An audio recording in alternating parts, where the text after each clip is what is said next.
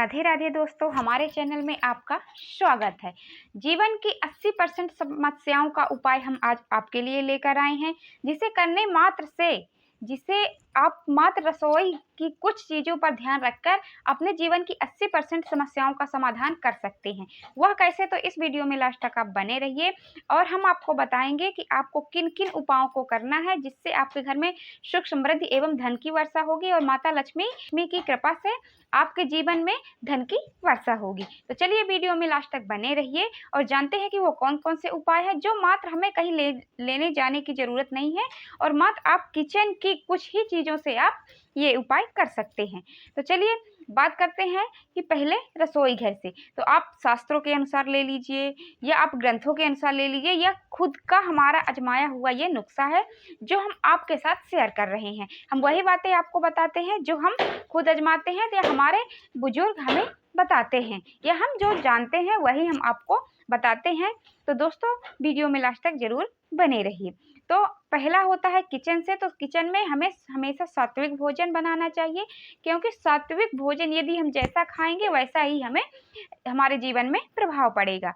तो जैसे हमारे बच्चे स्कूल जाते हैं, कोचिंग जाते हैं या हमारे पति नौकरी में जाते हैं, बिजनेस करते हैं या कोई भी कार्य करते हैं, तो उनके जीवन में सुख समृद्धि बनी रहे तथा उनका दिमाग शांत रहे, इसलिए हमेशा हमें सात्विक भोजन करना चाहिए। और सात्विक भोजन दोस्तों हमारे जीवन में एक ऐसा उपाय है जिसे करने मात्र से हमारा जीवन एकदम सरल और सुखमय बीतेगा। अब तो दोस्तों हमें हमेशा सात्विक भोजन घर में पकाना चाहिए तथा अपने बच्चों को खिलाना चाहिए, क्योंकि सात्विक भोजन होता क्या है जिसमें दालें, सब्जियां, दूध, मेवे, बीज, अंकुरित अनाज, शहद यानी ताजी सब्जियां भी सम्मिलित होती हैं। इनको खाने से क्या होता है, मस्तिष्क का विकास होता है और हमारे बच्चे, हस्बैंड तथा हमारा परिवार हमेशा स्वस्थ रहता है। तो हमेशा हमें घर में सात्विक भोजन बनाना चाहिए।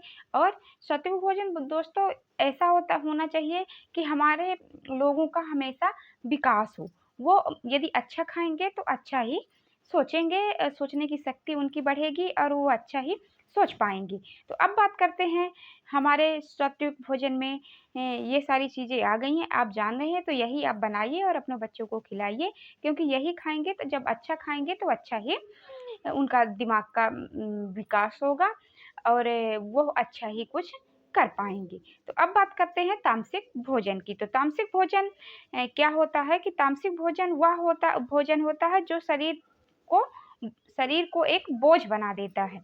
उसे ना अंदर से कोई ऊर्जा मिलती है, ना कोई शक्ति मिलती है जिससे वह कोई काम कर सके या कुछ सोच सके। उससे खाली दिमाग खराब रहता है और घर में लड़ाई झगड़े आदि कारणों से जब उसके दिमाग में कुछ अच्छा जाएगा ही नहीं तो उसका दिमाग विकसित कहाँ से होगा। तो तामसिक भोजन नहीं घर में बनाना चाहिए, क्योंकि शास्त्रों में भी कहा गया है कि तामसिक भोजन करने से आदमी के अंदर जो नशा रहता है वह घर में नकारात्मक ऊर्जा को लाता है, जिसके कारण घर में विभिन्न प्रकार की परेशानियां आती हैं।